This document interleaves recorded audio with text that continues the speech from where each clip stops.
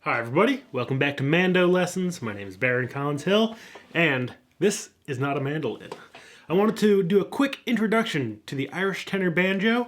Now, tenor banjos have been around for a long time, and people tune them in various different ways, but I'm going to be talking about Irish tenor banjo. It's tuned an octave lower than a mandolin, so that's easy to remember.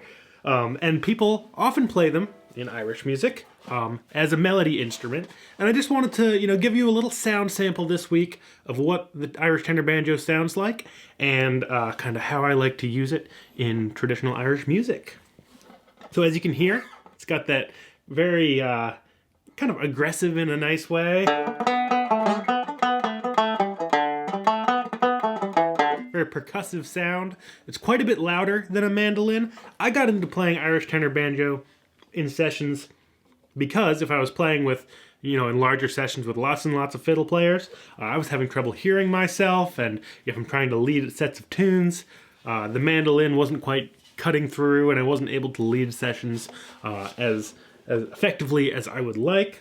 So I got into playing the Irish tenor banjo. Now, traditionally in Irish music, the tenor banjo is used exclusively as a as a melodic instrument, so you don't hear a whole lot of people playing chords on it. You certainly can play chords, but it's not part of the tradition for the most part in Irish music.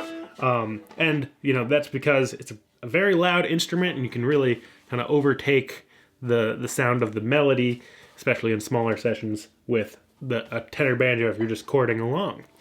Now, what I really like about the tenor banjo is it's a very kind of focused, very percussive sound. Even if I'm not playing notes,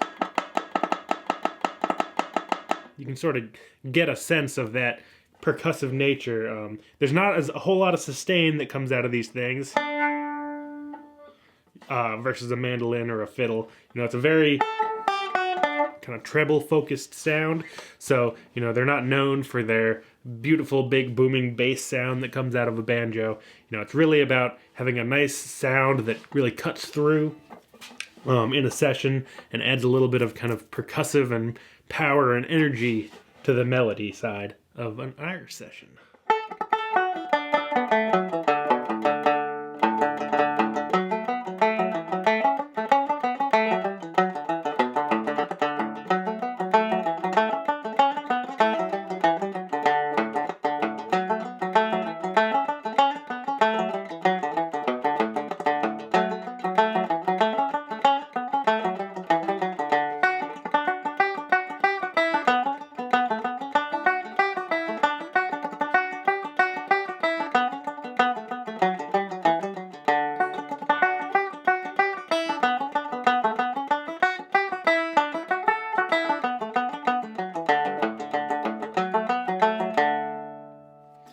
One of the really nice things, and one of the most kind of cool sounds that I love getting out of the tenor banjo is that triplet.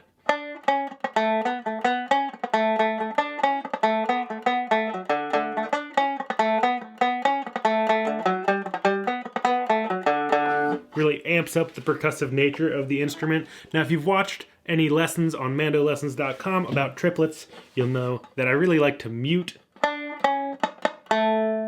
kind of 2/3 of that triplet sound, and that really adds, again, that really percussive sound when you do it on a banjo. So maybe you have a tenor banjo sitting around the house somewhere. Maybe you've been interested in tenor banjo but don't know a whole lot about them. They're certainly out there. Keep an eye on Craigslist and eBay and all those sort of places. You can often find old ones for not too much money. Sometimes they'll need a little bit of work. I did a lesson on the mandolin banjo a little while ago, which is tuned like a mandolin, but also banjo. And again, They often need a little bit of work. There's also companies making new ones these days, so that might be a better way to just grab a banjo and be off to the races. But if you want to find a good deal on an old one and maybe put a little work into it, you can often scoop one up for not too much money. They're a lot of fun. My only suggestion is, because these things are really loud, they can really quickly take over a session if you're kind of playing them. I don't do a whole lot of double stops.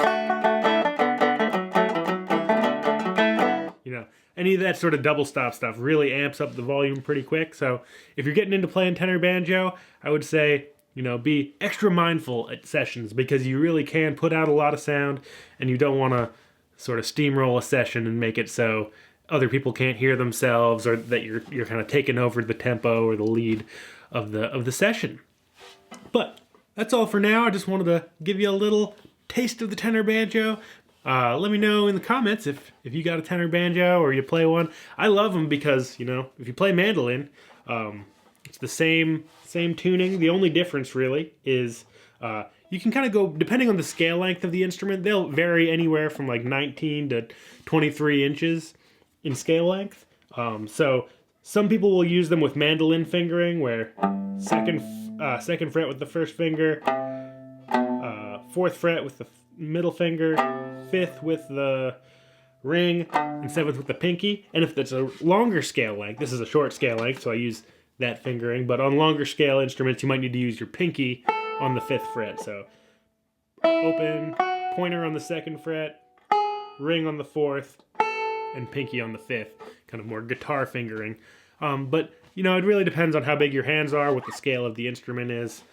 So let me know in the comments if there's any tenor banjo enthusiasts out there. I really like them a lot. They're a lot of fun to play, especially in larger and louder Irish sessions where you want to be able to add a little more power. Again, you got to be a little careful, but it's all worth learning in my opinion.